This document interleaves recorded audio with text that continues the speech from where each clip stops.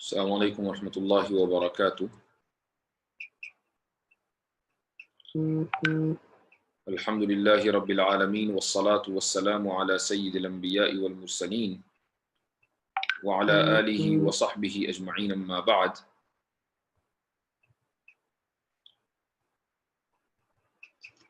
الحمدللہ کل کی طرح آج بھی اپنے وقت کے اوپر ہم یوٹیوب لائیو پر موجود ہیں اور انشاءاللہ اگلے چند لمحات میں آج کی جو کلاس ہے اس کا آغاز کرتے ہیں۔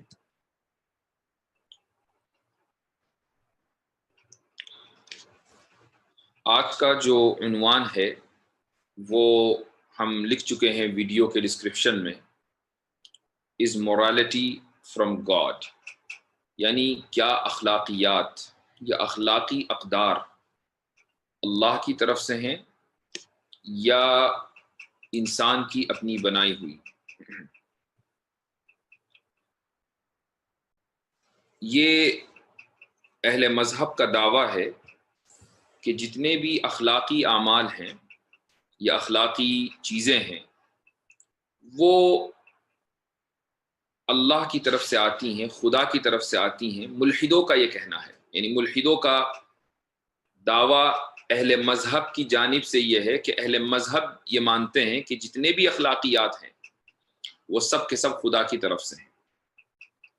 اب یہ مان لینے کے بعد ملحد اس کو رد کرتے ہیں اور یہ کہتے ہیں کہ نہیں، اگر ایسا ہوتا تو سارے اہل مذہب با اخلاق ہوتے، جبکہ ہم یہ دیکھتے ہیں کہ بہت سے جو مرتد یا ملحدین ہوتے ہیں بہت ہی اعلیٰ اخلاق والے ہوتے ہیں، اور بہت سے مذہب ماننے والے، مذہب پر چلنے والے بہت بد اخلاق ہوتے ہیں۔ آرمین نوابی جس کی کتاب کا ہم مطالعہ کر رہے ہیں، اس نے بھی کچھ اسی طرح کی گفتگو کی ہے۔ اس کا کہنا یہ ہے کہ ہم نے دنیا کے اندر دیکھا ہے کہ بہت سے جو مذہب پر عمل کرنے والے کرسچنز یا مسلمان ہیں وہ اخلاقیات سے بالکل عاری ہیں، اور اس کے مقابلے میں جو ملحدین ہیں وہ بہت زیادہ حساس دل رکھتے ہیں، رحم دل ہوتے ہیں، نرم دل ہوتے ہیں، دوسروں کی مدد کرتے ہیں۔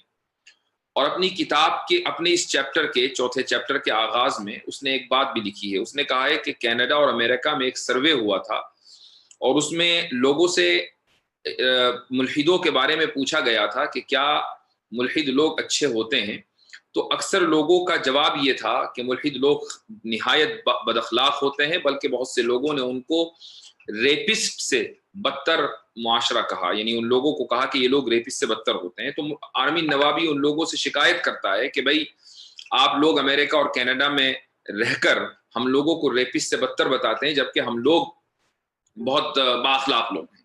یہ اس شخص کا شروع کا جو اس نے چوتھا چیپٹر ہے اس کے شروع میں اس کے آغاز میں اس نے اس طرح کی باتیں کی ہیں۔ تو میں کتاب شیئر کرتا ہوں۔ شروع میں ہم جو کچھ اس نے لکھا ہے وہ پڑھیں گے اور اس کے بعد پھر میرا اس پر تبصرہ۔ یہ جو چوتھا چیپٹر ہے تھوڑا طویل ہے اور اس کے اندر بہت سارے مسائل ہیں، اس لیے یہ ممکن نہیں ہے کہ چوتھا چیپٹر آج کی اس نشست میں مکمل کر لیا جائے۔ انشاءاللہ اس کو اگلی نشست میں ہو سکتا ہے کہ کل اس کو مکمل کریں انشاءاللہ تعالی۔ فی الحال آپ کتاب اپنی اسکرین پر دیکھیں۔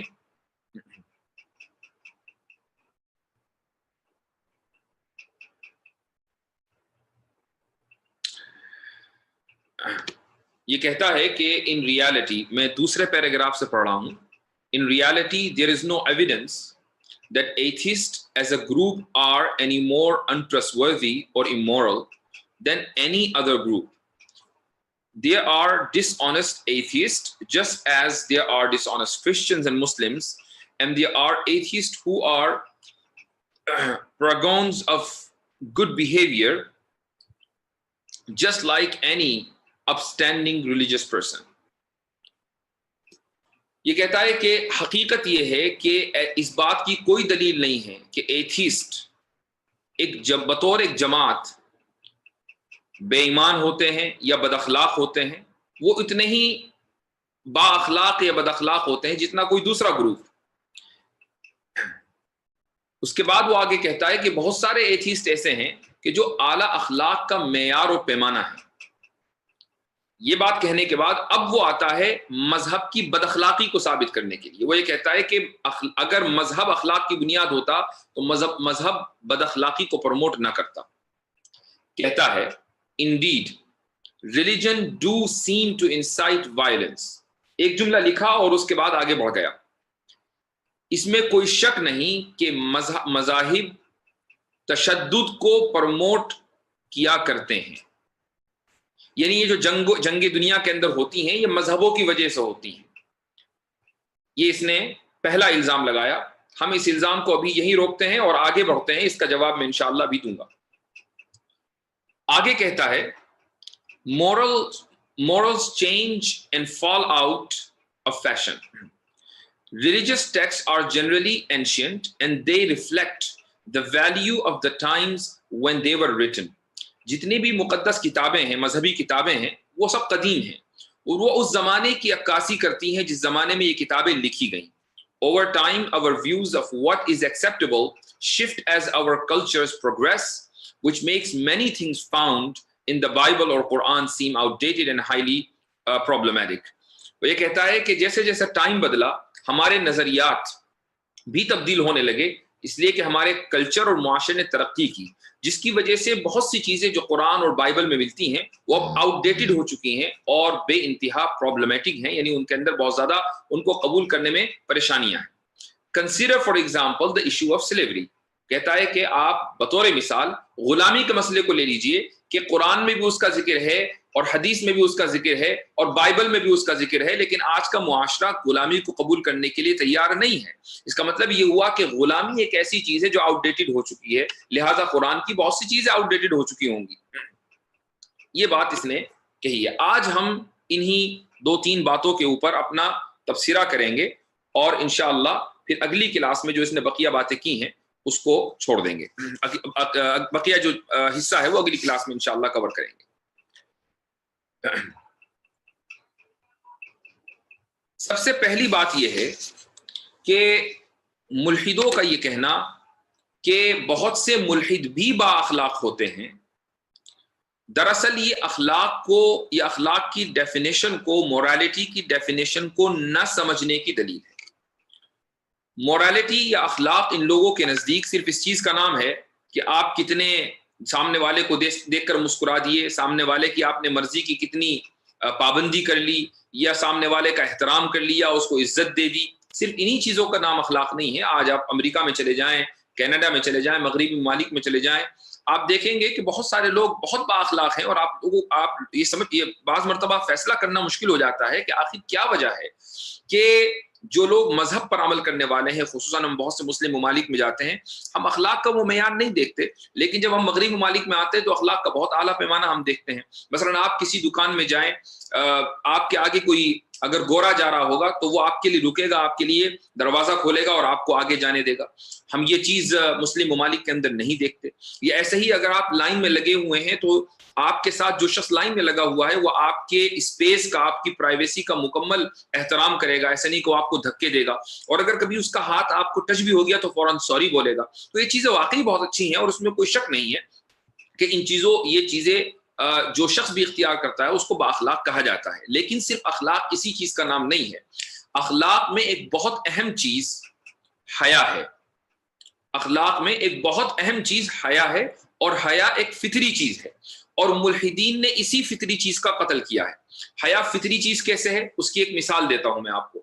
مثلا آپ ایک پارٹی میں گئے اور اس پارٹی میں سب لوگ خوب زرق برق لباس پہنے ہوئے ہیں، بہت اچھے کپڑوں کے اندر آئے ہیں، آپ کے کپڑے پھٹے ہوئے ہیں، تو فطری طور پر آپ کو حیا آنی ہے، آپ کو شرم آنی ہے کہ یہ میں خراب کپڑوں کے اندر اس پارٹی میں آ گیا، حالانکہ میں اچھے کپڑے پہن سکتا تھا، لیکن میں خراب کپڑے پہن کر اس پارٹی میں آ گیا تو مجھے اچھا نہیں لگ رہا ہے. یہ جو اچھا نہ لگنا ہے یہی شرم ہے، یہ ایک فطری چیز ہے. ایسے ہی مثلا آپ سگریٹ نوشی کرتے ہیں یا کوئی شخص شراب پیتا ہے، تو وہ کسی پب میں گیا، شراب خانے میں گیا اور وہاں جا کر اس نے شراب پینی شروع کر دی. تو شراب خانے میں سبھی شراب پی رہے ہیں، وہ بھی شراب پی رہا ہے، لیکن اس شراب پینے کی وجہ سے اس کو کوئی شرم محسوس نہیں ہوگی. لیکن اگر وہی شرابی اگر مسلمان ہو اور وہ مسجد میں شراب کی بوتل لے آئے اور وہاں بیٹھ کر وہ شراب پینے لگے اور دوسرے لوگ نماز پڑھ رہے ہوں، تو چاہے وہ کتنا ہی بڑا شرابی کیوں نہ ہو، اس کو شرم محسوس ہوگی کہ میں اتنے مقدس اور مبارک جگہ میں شراب کیسے پی رہا ہوں. وہ شراب پیے گا لیکن شراب خانے میں جا کر پیے گا یا اپنے گھر پر پیے گا، وہ مسجد میں شراب لا کر نہیں پیے گا. اس کا مطلب یہ ہوا کہ ایک شرابی کے اندر بھی حیا اور شرم باقی ہے. یہ چیزیں ثابت کرتی ہیں کہ حیا ایک یعنی فطری چیز ہے. جن چیزوں کو ایک انسان کرتا ہے وہ چیز یا تو اچھی ہوگی یا بری ہوگی. اسی کو ہم عربک ٹرمینالوجی میں حسن اور قبح کہتے ہیں.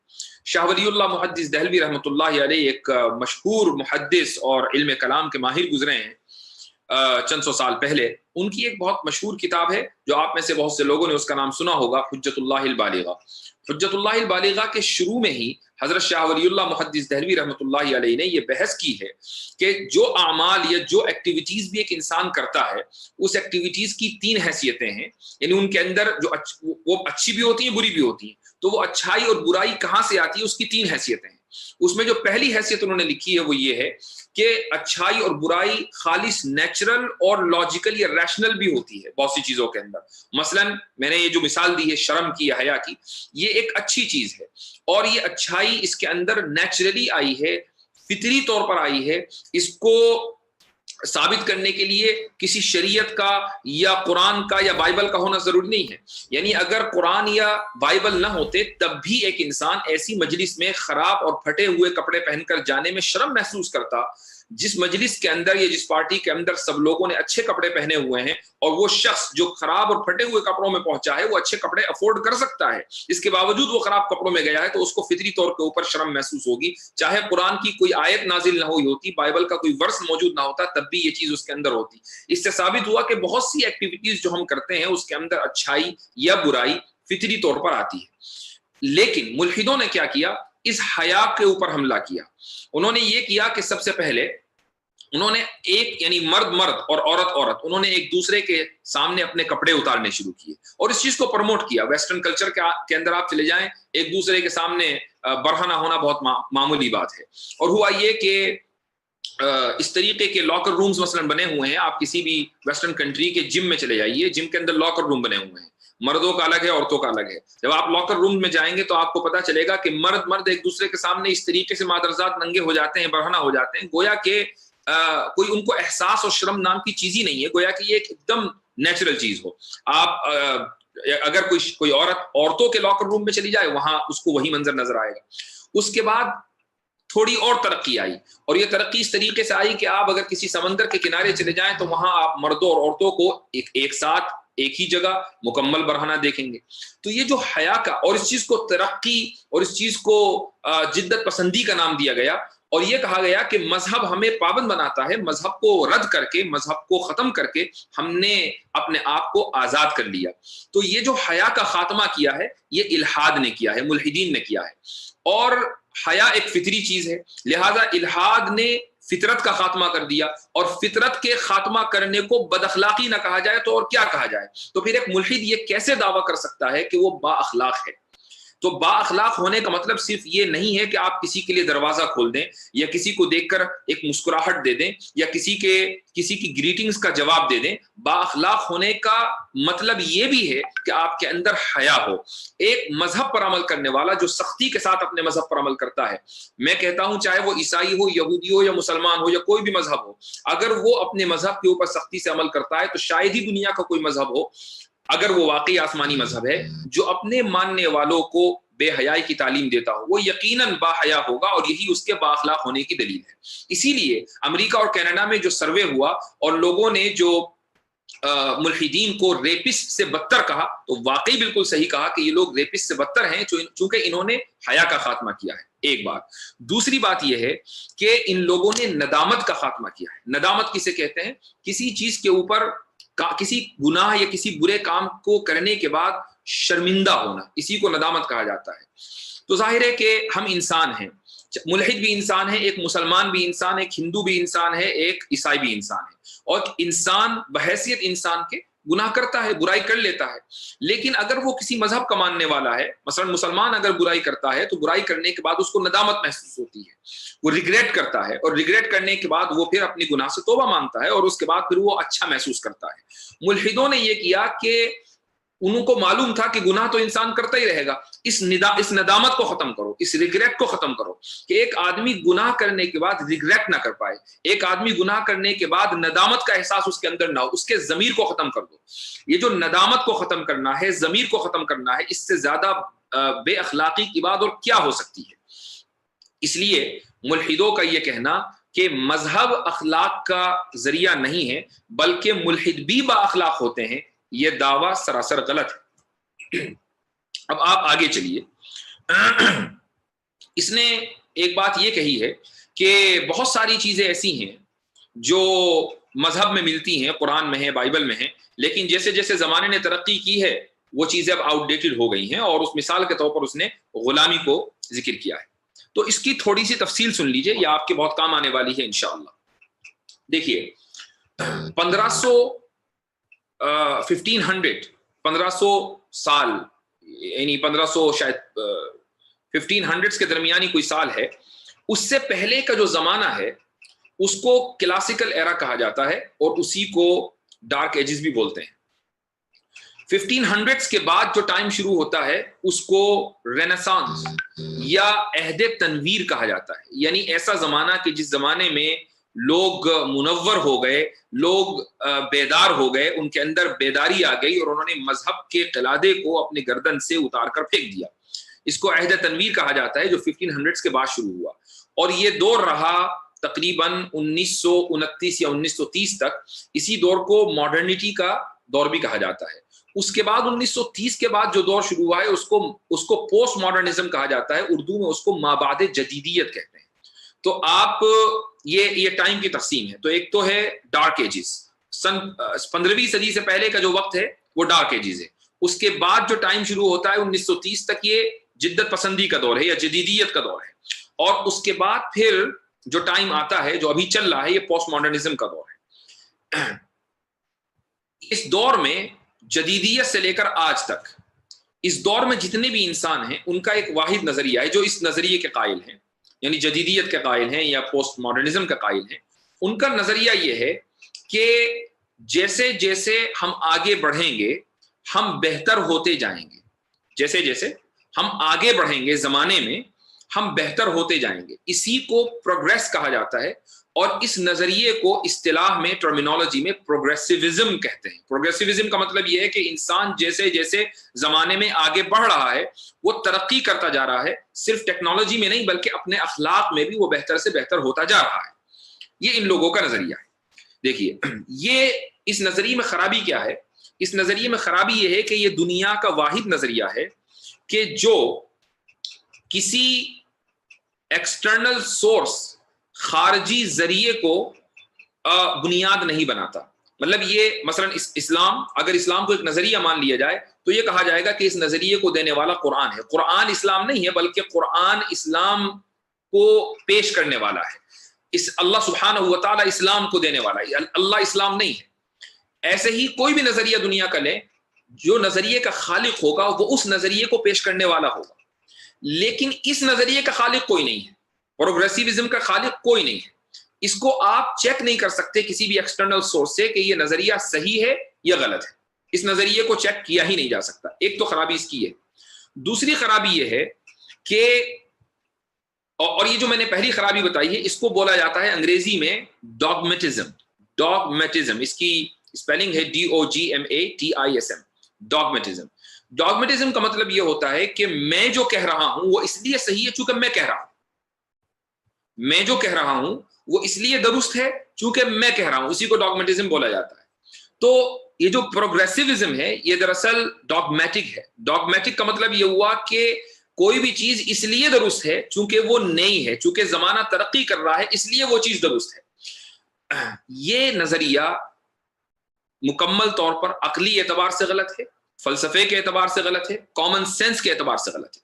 کامن سینس کے اعتبار سے غلط اس لیے ہے کیونکہ مثلا آج اگر پوری دنیا کسی ایک چیز کو یہ مان لے کہ یہ ایک اخلاقی اعتبار سے بہت اچھی چیز ہے. مثلا سلیوری، غلامی کا جو مسئلہ ہے، پوری دنیا نے اس چیز کو تسلیم کر لیا کہ غلامی غلط چیز ہے. چلو بھائی ہم نے مان لیا غلامی غلط چیز ہے، لیکن اس بات کی کیا گارنٹی ہے کہ آج سے 100 سال کے بعد یہ دنیا اسی چیز کو تسلیم کیے رکھے؟ ہو سکتا ہے کہ دنیا غلامی کو دوبارہ بھی صحیح مان لے اور یہ کہے کہ نہیں غلامی ایک ٹھیک چیز ہے. تو آج کی تاریخ میں جس چیز کو ہم سب سے اعلیٰ اخلاق کہہ رہے ہیں اور یہ کہہ رہے ہیں کہ غلامی بد اخلاقی کی دلیل ہے اور کسی انسان کو غلام بنانا، غلام نہ بنانا نہایت بااخلاق عمل ہے، تو آج سے 100 سال کے بعد اس بات کی کیا گارنٹی ہے کہ جس غلامی کو آپ بے اخلاقی سمجھ رہے ہیں اسی کو آگے چل کر بااخلاق عمل تصور کر لیا جائے؟ تو یہ جو نظریہ ہے اسی کو ڈاگمیٹزم کہا جاتا ہے، اسی کو پروگریسیوزم کہا جاتا ہے. تو ملحدوں کا یہ ماننا کہ زمانہ جیسے جیسے ترقی کرے گا ویسے ویسے اخلاق بہتر ہوتے چلے جائیں گے، یہ مکمل بے دلیل اور کامن سینس کے خلاف ایک نظریہ ہے، چونکہ آئندہ آنے والا زمانہ اس بات کی گارنٹی نہیں دے سکتا کہ جن چیزوں کو ہم آج اچھا تصور کر رہے ہیں کل بھی ان کو اچھا تصور کیا جائے. اب آئیے آپ غلامی کے مسئلے کی طرف. غلامی کے مسئلے پر بہت کچھ کہا جا سکتا ہے، لکھا گیا ہے، کتاب پوری کی پوری ایک موجود ہے. محمد قطب رحمہ اللہ سید قطب کے بھائی تھے، انہوں نے اس مسئلے کے اوپر کتاب لکھی ہے، بہت اچھی کتاب ہے، اس کو دیکھا جا سکتا ہے. یہ یاد رکھیے کہ اسلام میں، قرآن کریم میں غلامی کا تذکرہ ہے، قرآن میں غلامی کا تذکرہ ہے، اسلام میں غلامی کا تذکرہ ہے، اور صرف اسلام ہی میں نہیں بلکہ کرسچینٹی میں بھی ہے، یہودیت میں بھی ہے، اور بہت سارے مذاہب کے اندر غلامی کا تذکرہ ہے. لیکن کیا غلامی ایک اچھی چیز ہے؟ ہرگز نہیں، غلامی اچھی چیز نہیں ہے، اسلام بھی خود اس کا قائل ہے. تو اگر یہ بات ہے تو اسلام نے پھر غلامی کو ختم کیوں نہیں کیا؟ یہ ایک سوال ہوتا ہے کہ اگر غلامی اچھی چیز نہیں ہے تو ایسا ہونا چاہیے تھا کہ اسلام یہ کہتا، قرآن کی کوئی آیت نازل ہو جاتی اور یہ کہتی کہ بھئی آج سے کوئی آدمی کسی کو غلام نہیں بنا سکتا. تو اس کا جواب یہ ہے کہ ہونا تو یہی چاہیے تھا، لیکن ایسا کسی خاص وجہ سے نہیں ہوا. وہ خاص وجہ میں آج آپ کو بتانا چاہوں گا. اس کے لیے ضروری یہ ہے کہ اسلام نے جنگوں کا جو نظام پیش کیا ہے اس کو ہم تھوڑی دیر کے لیے سمجھیں. دیکھیے اس زمانے میں ہوتا یہ تھا کہ جب دو قوموں کے درمیان جنگیں ہوتی تھیں تو ایک دوسرے کے سپاہی جو گرفتار ہوتے تھے تو ان کو غلام بنا لیا جاتا تھا، اور اس کے علاوہ کوئی دوسرا طریقہ اور لوگوں کے پاس نہیں تھا. یعنی ایک دوسرے کے فوجیوں کو غلام بنا لیا جاتا تھا، یہی ان کی زندگی تھی، یہی ان کی قسمت تھی. اسلام نے آ کر اس میں ریفارم کیا ہے. وہ ریفارم اس طریقے سے کہ اسلام نے یہ کہا، قرآن نے یہ کہا کہ اما من و اما فدا. سب سے پہلے دو آپشن دیے ہیں کہ اگر تمہارے پاس غلام ہوں کہ دوسری قوم کے جنگوں کے نتیجے میں تمہارے پاس غلام آئے، تو اب سب سے پہلا آپشن تو یہ ہے کہ تم ان کے اوپر احسان کرو اور ان کو چھوڑ دو. یعنی اب غلام بنانے کی ان کو ضرورت نہیں ہے. جو فوجی جنگ میں تمہارے پاس آئے ہیں دشمن کے فوجی، سب سے پہلا آپشن یہ ہے کہ تم ان کے اوپر احسان کرو، ان کو چھوڑ دو. آج جو جنیوا کنونشن ہے وہ اسی کے اوپر قائم ہے. جنیوا کنونشن کے مطابق اگر دشمن کے فوجی آپ کے پاس، آپ کے ملک کے پاس آئے ہیں تو اس کنونشن پہ جتنے ملکوں نے دستخط کیے یا ان کی ذمہ داری ہے کہ وہ فوجیوں کو ریلیز کریں گے. تو قرآن نے سب سے پہلے حکم دیا کہ احسان کر کے ان کو چھوڑ دو. یہ پہلا آپشن ہے. اور یہ یاد رکھیے کہ اس زمانے میں کوئی کنونشن نہیں تھا، یہ اسلام خود ہی اپنے ماننے والوں کو حکم دے رہا ہے. پہلا آپشن یہ تھا. دوسرا آپشن یہ ہے کہ تم فدیہ لو. فدیہ لینے کا مطلب یہ ہوا رینسم منی، اسی کو انگریزی میں رینسم بولا جاتا ہے. یعنی وہ فوجی یا اس کی جو قوم ہے، ان فوجیوں کی جو قوم ہے یا ملک ہے، وہ تمہیں کچھ دے، اس کے نتیجے میں اور اس کے بدلے میں تم فوجیوں کو ریلیز کر دو. آج بھی ایسا ہوتا ہے، بہت سے ملکوں کے درمیان ڈیل ہوتی ہے باقاعدہ، اور اس ڈیل کے نتیجے میں جو فاتح ملک ہوتا ہے وہ شکست خوردہ ملک کے فوجیوں کو ریلیز کرتا ہے. وہ ڈیل طرح طرح کی ہو سکتی ہے. آج امریکہ کسی ملک کو شکست دیتا ہے تو سب سے پہلے اپنی کمپنیاں وہاں لے کر جاتا ہے، وہاں کے تیل کے کنووں کے اوپر قبضہ کرتا ہے. یہ ساری ڈیل کا حصہ ہے. اس کے بدلے میں وہ وہاں کے لوگوں کو بہت ساری آسانیاں دیتا ہے. تو لوگ ان آسانیوں کے اوپر تو نظر رکھتے ہیں، لیکن ان آسانیوں کے بدلے میں امریکہ نے اس ملک کے کتنے ذخائر کے اوپر قبضہ کر لیا اس کو نہیں دیکھتے. تو بہرحال دوسرا جو طریقہ ہے وہ ہے فدیہ، رینسم. تیسرا جو طریقہ ہے وہ ہے تبادلے کا، یعنی تم ایک دوسرے کے فوجیوں کو جو کہ ایک دوسروں کے قبضے میں چلے گئے ہیں ان کا تبادلہ کر لو. تو تمہارے پاس جو دشمن کے قیدی آئے ہیں تم ان کو چھوڑ دو، اور تمہارے دشمن کے پاس جو تمہارے قیدی چلے گئے ہیں وہ ان کو چھوڑ دیں. تو ایک دوسرے کے قیدیوں کا تبادلہ کر لیا جائے. یہ تیسرا آپشن ہے. چوتھا آپشن کہ اگر تمہارا دشمن تم پر بار بار حملہ کرتا ہو تو ظاہر ہے کہ اس کے اوپر احسان کرنے کا کوئی مطلب نہیں ہے کہ تم ایک مرتبہ چھوڑو گے اس کے فوجیوں کو وہ دوبارہ حملہ آور ہوں گے، تم دوسری مرتبہ چھوڑو گے وہ 12 حملہ آور ہوں گے، کتنی مرتبہ تم ان کو چھوڑو گے. لہٰذا احسان کرنے کی ایسی صورت میں کوئی آپشن بچتا نہیں ہے. اچھا، دشمن آپ کو پیسے یا کوئی فیسلٹی دینے کو تیار نہیں ہے کہ جس کے نتیجے میں آپ اس کے فوجیوں کو چھوڑ دیں، تو فدیے کا بھی آپشن نہیں بچتا. تبادلے کا آپشن مثلا اس لیے نہیں ہے کہ آپ کا کوئی فوجی گرفتار ہو کر وہاں گیا ہی نہیں، تو تبادلہ کیسے کرو گے؟ تو اب آپ کے پاس ایک ہی آپشن ہے کہ آپ احسان نہیں کر سکتے، آپ فدیہ نہیں لے سکتے، آپ تبادلہ نہیں کر سکتے، اور آپ فوجیوں کو چھوڑیں گے تو بار بار آپ کے اوپر حملہ ہوگا. تو اب اسٹریٹجیکلی آپ کے پاس صرف ایک آپشن ہے کہ ان فوجیوں کو آپ اپنے پاس روک لیں، ان قیدیوں کو آپ اپنے پاس روک لیں. ٹھیک ہے، آپ نے قیدیوں کو اپنے پاس روک لیا. اب روکنے کے دو طریقے ہیں. ایک طریقہ تو یہ کہ ان کو ایک جیل کی کوٹری میں، کال کوٹری میں ڈال دیا جائے، وہ پوری زندگی اس کوٹری کے اندر سڑتے رہیں. ایک طریقہ تو یہ ہے، آج بھی بہت سے مجرموں کے ساتھ یہ عمل کیا جاتا ہے، پوری زندگی وہ سڑتے ہیں.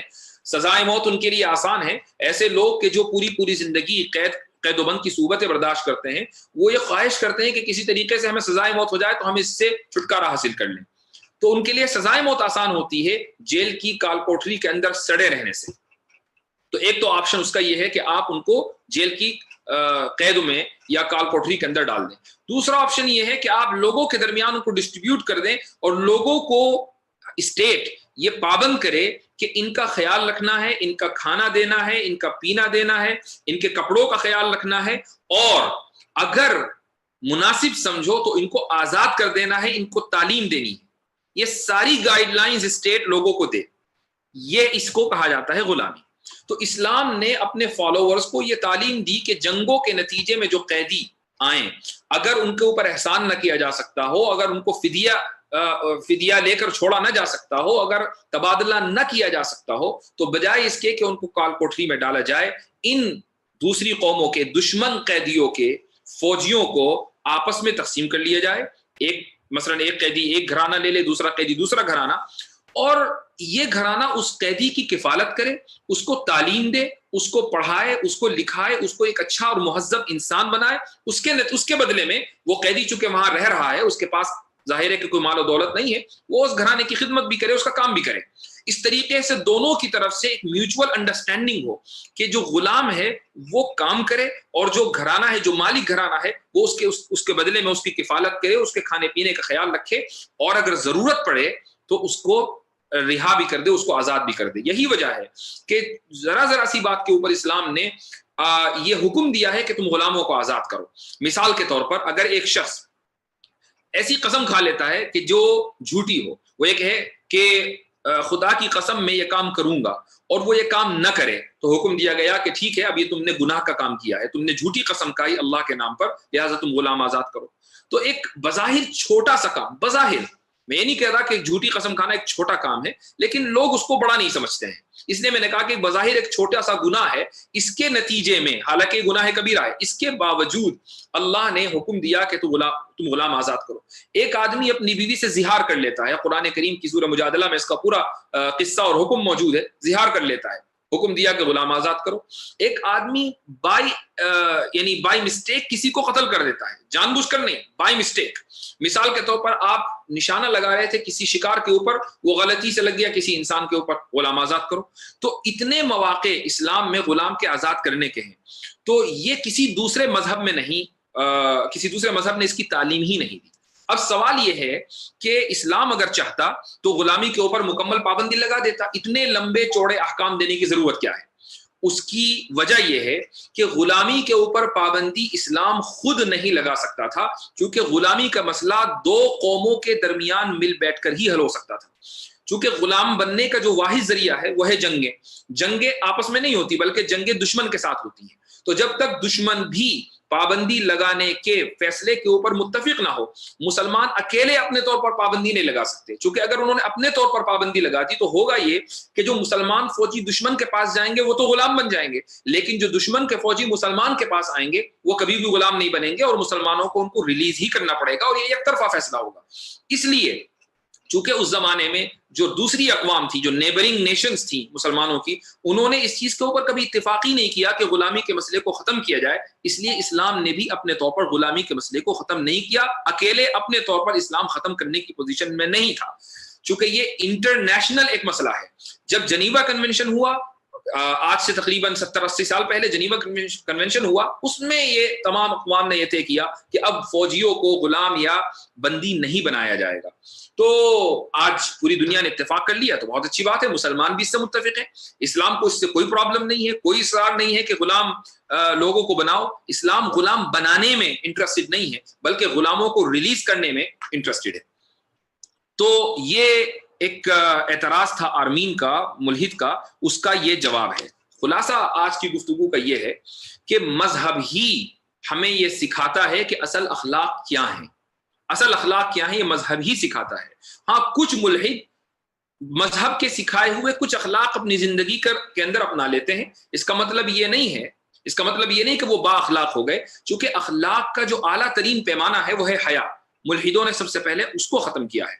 इल्हाद अखलाक का जो आला तरीन दूसरा पैमाना है वो है नदामत और रिग्रेट। मुल्हिदों ने उसको खत्म किया कि उनके यहाँ न रिग्रेट है न हया है, दोनों ही चीजें नहीं है। तो फिर किस बुनियाद पर वो ये दावा करते हैं कि वो बाअखलाक हो सकते हैं? वो बाअखलाक हो ही नहीं सकते। किसी दूसरे के लिए दरवाजा खोल देना और किसी दूसरे के लिए यानी किसी दूसरे को अपनी लाइन में आगे कर देना ही महज बाअखलाक होने की दलील नहीं है। ठीक है, अब ये एक बात हुई। दूसरी बात ये हुई कि ये कहना कि जैसे कुरान और बाइबल के बहुत सारी चीजें आउटडेटेड हो चुकी हैं और जमाना जैसे जैसे तरक्की कर रहा है, हम अखलाक को सीखते चले जा रहे हैं, इसी को हम डॉगमेटिज्म बोलते हैं। और डॉगमेटिज्म एक्सेप्टेड नहीं है। डॉगमेटिज्म एक गैर फितरी अमल है, एक गैर मंतिकी अमल है, और गैर मंतिकी चीज को से इस्तेदलाल नहीं किया जा सकता। तो ये आज के दर्स का खुलासा है। इंशाअल्लाह अगले दर्स में इसने कुछ और बातें भी कही हैं। मसलन इसने मुर्तद की सजा का जिक्र किया है। कल इंशाअल्लाह मुर्तद की सजा के ऊपर गुफ्तगू की जाएगी। 2-3 बातें इसने और की हैं और उसके बाद फिर चैप्टर ये क्लोज होगा। तो 4th चैप्टर में हम अभी हैं और हमने मजहब और अखलाक, इन दोनों चीजों का क्या रिश्ता है, इसके ऊपर गुफ्तगू की है। तो ये आज के दर्स का खुलासा है।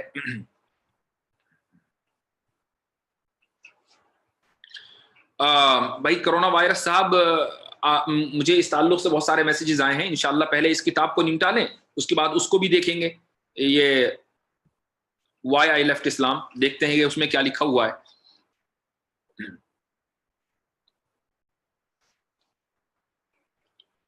सूदी लेन देन के बारे में यही तस्वुर पेश किया जाता है कि वो इस दौर में काबिल अमल नहीं है, और बहुत से अहकाम के बारे में यही बात कही जाती है। बिल्कुल दुरुस्त बात है कि यानी आप ये कह रहे हैं कि सूदी लेन देन काबिल अमल नहीं है, या सूदी लेन देन से बचना काबिल अमल नहीं है? बचना भी काबिल अमल है, और जाहिर है कि सूदी लेन देन के अंदर इन्वॉल्व होना तो आप देख ही रहे हैं कि पूरी आधी से ज्यादा क्या 99% दुनिया इन्वॉल्व है।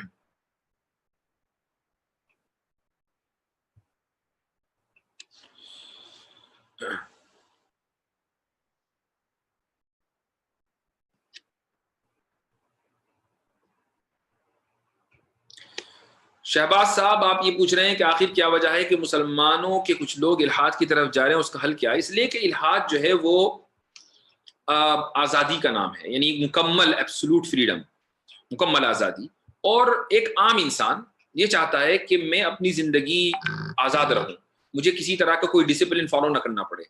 और ये एक तो वजह ये है, ये सिर्फ यही वजह नहीं है, एक वजह ये है। दूसरी वजह ये है कि आर्मीन नवाबी जैसे लोग, या जिस अभी बार बार नाम आ रहा है इसका, हारिस का, ये कौन है हारिस सुल्तान, ये या और भी दूसरे लोग हैं, इन लोगों की जो किताबें हैं या वीडियोस हैं, बहुत से कम पढ़े लिखे लोग उन लोगों की वीडियोस देखते हैं और उनकी वीडियोस देखने के बाद वो इनसे मुतासिर हो जाते हैं, शक व शुबे में पड़ जाते हैं, और यही वजह होती है कि वो लोग इल्हाद का शिकार हो जाते हैं। वो ये समझने लगते हैं कि हम जिस चीज़ को फॉलो करते आ रहे हैं वो इसलिए फॉलो कर रहे हैं कि हमारे आबा व अजदाद उसको फॉलो कर रहे थे, उसकी कोई यानी अकली दलील नहीं है। تو ایسے لوگوں کی بہت اچھی خاصی تعداد، میں یہ تو نہیں کہتا بہت بڑی تعداد ہے، اچھی خاصی تعداد ہے، اور یہی وجہ ہے کہ یہ لوگ الحاد کا شکار ہو جاتے ہیں۔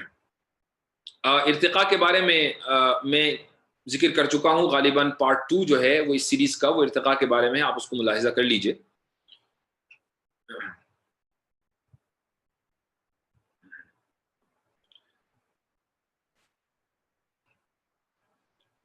بہرحال آج کے لیے اتنا ہی، جزاکم اللہ خیرن۔